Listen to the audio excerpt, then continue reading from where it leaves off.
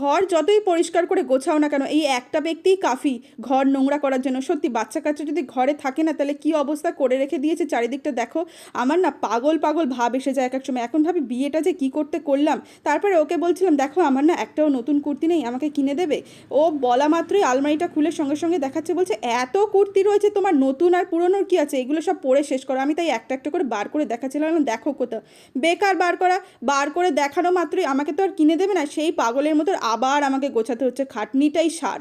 বললাম কিনে তো তোমাকে আমাকে দিতেই হবে। পুচুও মনে হয় ওদের সঙ্গে তালে তাল মারছিল, ও সেই জন্য কুর্তি গোছানো বসে বসে দেখছিল। তারপরে বললাম দেখো কোথায় আছে, ও তখন বলছে দেখো তুমি নিজে কোথায় আছে, কত নতুন কুর্তি আছে। আমি বললাম হ্যাঁ, ওগুলো তো আমি পুজোর জন্য একটা একটা করে কালেকশন তুলে রেখে দিয়েছি, কিন্তু এখন আমার রেগুলার বেসিস পরার জন্য কি আছে, তাই আমাকে একটা একটা করে দেখাচ্ছিল। এগুলো না সব কলঙ্কারি কুর্তি, দেখতে ভীষণ সুন্দর।